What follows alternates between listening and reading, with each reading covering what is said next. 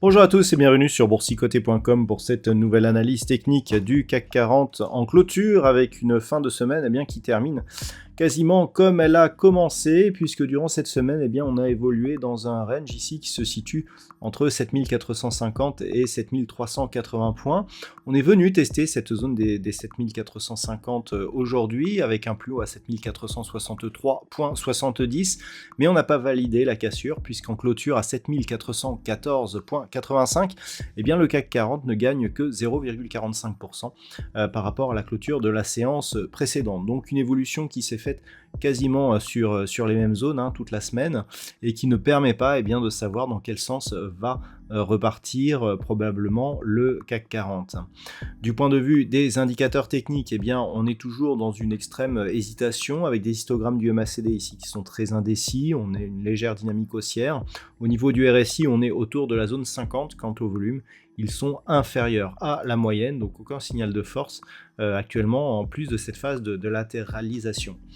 Donc, au niveau des valeurs, c'est assez partagé aussi. Bon, on a un peu plus de valeurs haussières, comme par exemple Téléperformance qui gagne 2,98%, Alstom qui gagne 2,34%. Derrière, nous avons des valeurs avec des gains inférieurs à 2%, comme BNP Paribas, ST Microelectronics, Capgemini ou encore Thales et Michelin. Au niveau des plus fortes baisses, c'est un peu plus réduit. La plus forte baisse est pour Unibail-Rodamco Westfield, moins 1,53%.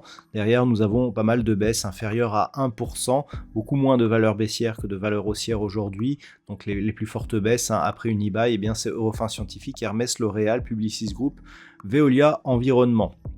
Alors, je dirais une séance qui a été perturbée donc par cette inflation du côté des États-Unis, et puis l'indice du Michigan est ressorti bien inférieur aux attentes. Ça a provoqué une phase de baisse assez marquée sur les indices américains, une baisse qui continue d'ailleurs, et quelque part, ça, même si on a beaucoup moins de répercussions sur les indices européens, ça a pesé ici sur la fin de la séance. Avant d'aller plus loin, je vous propose une vue sur le marché en hebdomadaire pour se rendre compte que on est vraiment ici sur une phase de consolidation qui est très contenue. On peut voir ici que la poussée haussière ici a permis au CAC 40 de casser ici cette zone de résistance, donc des 7380 points. C'est très net, cette zone était résistance auparavant, on l'a franchie et donc cette zone agit depuis comme niveau de support, et ça a encore été le cas cette semaine.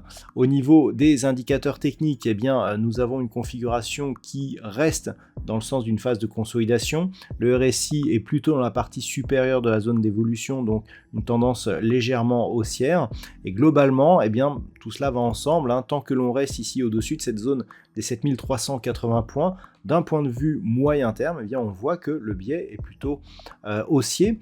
Alors, on a des signaux d'affaiblissement, on le voit, la moyenne mobile 20 exponentielle ici qui repasse sous sa moyenne mobile arithmétique. C'est un signal de perte de dynamique, mais globalement, tant que l'on est ici au-dessus de cette zone, on peut espérer une reprise du mouvement haussier qui se caractériserait par un retour ici sur cette zone de point haut et une cassure de cette zone des 7577 points. Si les cours venaient à casser ici, on affaiblirait encore plus la dynamique haussière, mais sans totalement l'invalider. On aurait certainement un test ici sur la moyenne mobile 20 exponentielle, mais le retournement ne se ferait que sur une cassure de point bas significatif. Et cette cassure, elle interviendrait ici, sur cette phase. On en est très très loin, 6900 points quasiment, et on est ici, tant que l'on est au-dessus de cette zone, on ne casse pas de plus bas, et donc globalement, on peut avoir, même avec des mouvements, je dirais, d'affaiblissement ou des signaux d'affaiblissement, une dynamique qui reste haussière. Donc, c'est toujours haussier. On surveillera la semaine prochaine un éventuel retour sous la zone des 7380 points. Les 2 dernières semaines, cette zone a été testée. On est bien resté ici au-dessus de celle-ci. Et tant que c'est le cas, on a une prédominance de la dynamique qui se fait plutôt à la hausse. Alors, suite à cela, comment interpréter donc cette configuration dès lundi? On a quasiment les mêmes niveaux, hein. Là, en fait, comme je vous l'indiquais ce matin, on est dans une phase de neutralisation dans laquelle nous sommes depuis le début de la semaine. Donc clairement, un range ici entre 7335 et grossièrement 7450 points.